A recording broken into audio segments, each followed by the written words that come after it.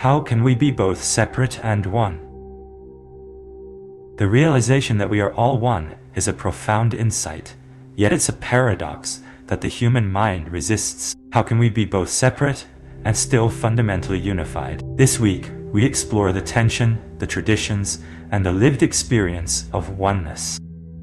The paradox of oneness lies in the tension between our individual experience and the realization that we are all interconnected. The human mind resists this insight because it challenges our sense of separateness. This resistance is rooted in the fear of losing our individual identity. The realization that we are simultaneously the one experiencing and the one being experienced is a profound shift. This shift requires us to see beyond our individual selves and recognize the interconnectedness of all being. The challenge is not philosophical, but visceral. The ego cannot hold both its own boundary and the absence of boundary at the same time. This is a journey that requires us to see through the lens of oneness while respecting the unique path of each individual.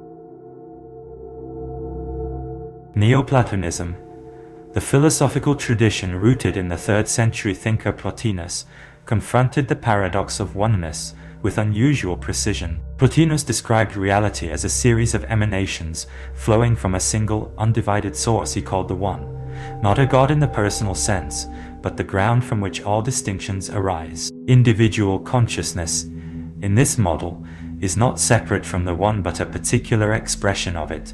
The way a ray of light is not separate from the sun yet appears to travel its own path. Where today's framing often presents oneness as a shift in perspective, Plotinus held that the sense of separation was itself the confusion. The soul had not fallen away from the One. It had simply forgotten its origin. The modern difficulty is that we treat this forgetting as a problem to be solved through insight, when Plotinus argued it was a structural feature of being embodied and particular. You cannot fully remember what you have not fully left.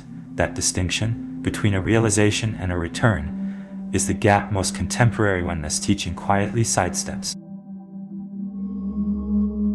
The lived experience of oneness reveals both the beauty and the challenges of this realization. Many people report a profound sense of peace and interconnectedness, but this path also comes with its own set of difficulties. The loneliness of seeing what others do not can be isolating.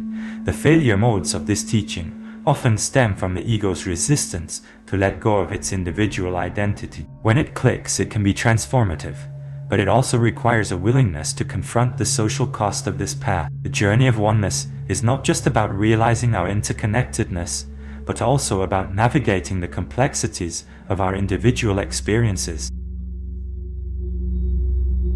The psychological mechanism that prevents the conceptual understanding of oneness from becoming embodied practice is ego preservation. The ego resists the realization of oneness because it perceives it as a threat to its individual identity. This resistance is rooted in the fear of losing control and the need to maintain a sense of separateness. The ego's preservation mechanism can manifest as spiritual ego inflation, where the individual adopts spiritual identity as a new layer of self-importance. This mechanism must be recognized and addressed to truly embody the realization of oneness. The challenge is to let go of the ego's need for control and embrace the interconnectedness of all beings.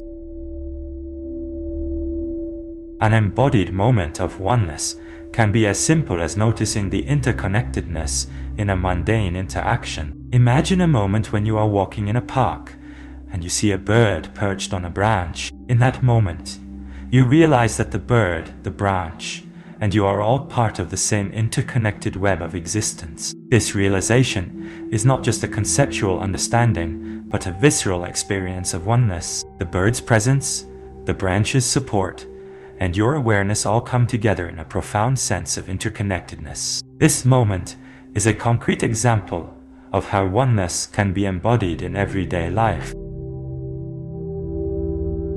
How do we navigate the tension between our individual experiences and the realization of oneness?